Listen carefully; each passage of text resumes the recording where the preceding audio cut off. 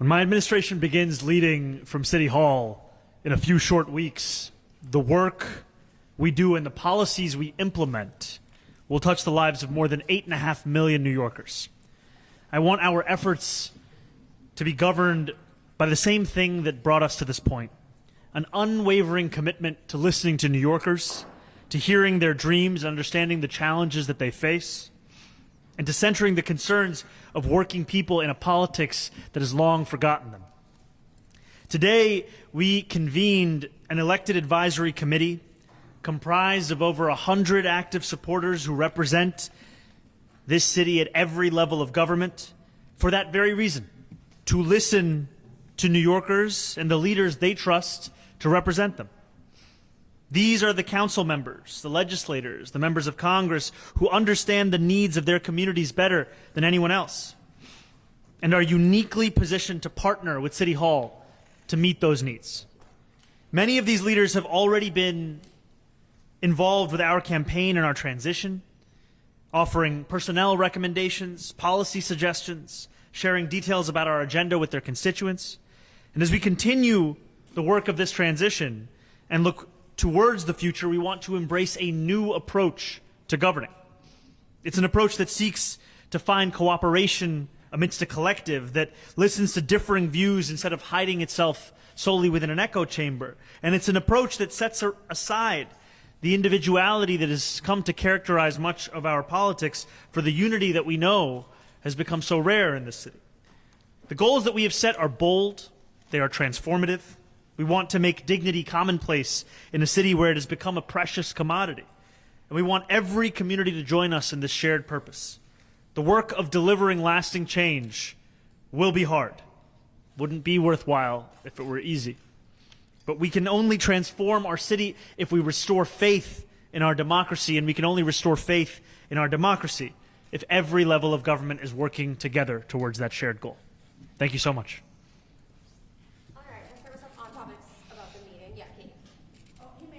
Hi, Katie. Looking at who was in the pool, no sound, judged by who's in the photo, it was people who were your allies and people who endorsed you. I heard that some council members who were, or elected officials who were initially invited, but they were taken off because you wanted it just to be people who had endorsed you, keeping it small. Why not broaden it if you're trying to get the committee so soon to starting? So you're working not just with people who endorse you and have supported you publicly, but everyone, because they represent maybe large swaths of New York City who didn't vote for you in general or the primary.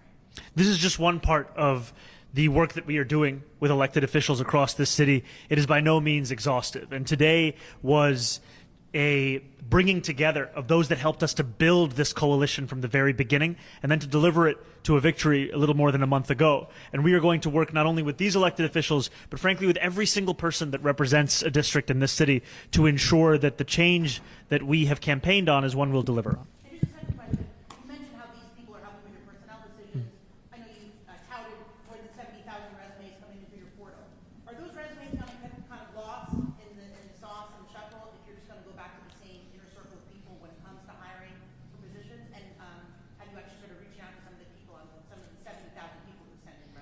Yes, we've been already using that portal as a means by which to help us with both the highest profile positions that we're looking to fill, as well as any of the opening entry-level positions that we're looking to fill. And we're proud of the fact that now it's more than 70,000 people who've applied from every single zip code. And these are resumes that are right there at the top of the desk when we're looking at how to build this team out. Yeah, Nick. Oh, you have a question? Well, Katie kind of asked my question. I could put a sharper point on it.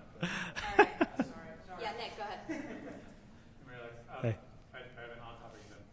Okay, start with on-topic. Do one at a time. It's been almost a month since you've announced any specific appointments. Can you, even if you're not ready to announce names, can you give us a sense of positions that you're planning to announce and when that might happen? This is the focus of the work that we're doing right now over the course of the transition, is building this team out. And we are looking forward to sharing announcements of that kind before the end of the year of a number of the most important positions that will help to lead our City Hall. We don't have anything additional to share today, but as soon as we do, we will share that.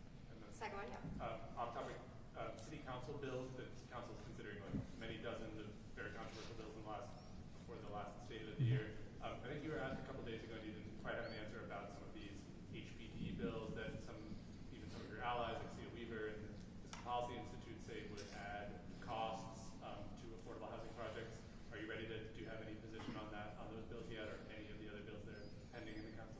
I think we look forward to seeing the deliberations of the council, and then we'll be making our own assessments moving forward. Yes. The list of people that you included was also as interesting as the people who were missing. I'm curious, did you invite Richie Torres and Dan Goldman to that committee, or do they choose not to participate? And what should New Yorkers make of Today's committee? Yes. Okay. Yeah. And what should New Yorkers make of their absence? They're two prominent members of New York, two members of Congress in New York. Are they out of step with the agenda that you're ushering in? I think this was, as was said earlier, a collection of active supporters of the campaign over the course of the primary and the general, elected officials representing the city at city level, state level, federal level, statewide level, who had been a part of delivering us to this moment. And we look forward to working with each and every elected official who represents the city and state moving forward. So no, didn't invite them? Or? They were not on the list because this is a list of those who are active supporters of the campaign. Thank you. Okay, I do have a question now. Sharp point. Can you tell us a little bit more about what Lena Khan and her team are working on in the transition? There's been some reporting that she's scouring basically the legal roles of the city to do something like she did when she was at FTC to find statutes or other existing authorities where you can ramp up enforcement or use the law in a different way to help consumers or workers. Is that idea basically accurate? What have you asked her to do? What are you expecting to get from her in this process, and what do you hope to accomplish with it? She has been an incredible co-chair of our transition, and she has helped us also to build out our vision for the legal approach of the city. And in the conversations that we've been having, the vetting that we've been doing, a lot of it also comes back to that very question of a legal approach. And that means she's been sitting for a number of those kinds of meetings, sharing her findings. And I appreciate it because it's a key part of us starting to make these hiring decisions with a few weeks left before January 1st. Yeah. There were a few people. Hello, Mayor. Hi, how are you? I'm good, thank you. There were a few people left off the list that did technically endorse you during the mayoral race. Lieutenant Governor Antonio Delgado, City Council Speaker Adrian Adams, and then Senator Zelmer Myrie, I think Representative Pat Ryan as well.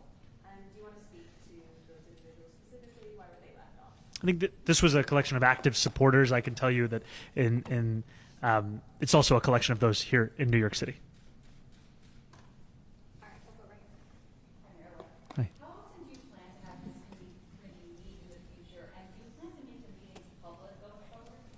So today was the gathering of all of these elected officials for the first time. We'll continue to be in conversation moving forward, and also we'll broaden a lot of this outreach efforts to ensure that they include every single part of the city being represented by an elected. Got one more time.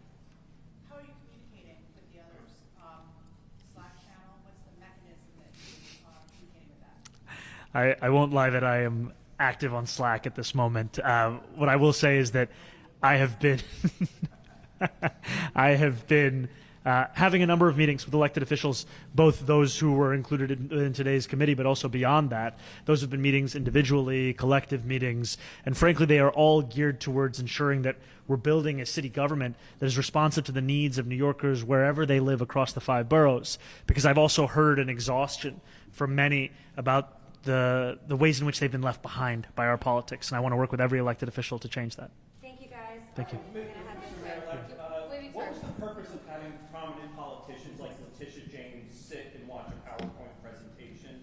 Do you think that was the best use of their time, and what do you think they got out of watching this? And on the appointments, I'll just do the first question. One question. Yeah. We have to run. Go ahead. I appreciated Attorney General James being here. She's been an incredible partner in the work that we have done and building of the coalition that we have. And I think that she continues to show us what it looks like to fight for working class New Yorkers. Thank you, guys. decisions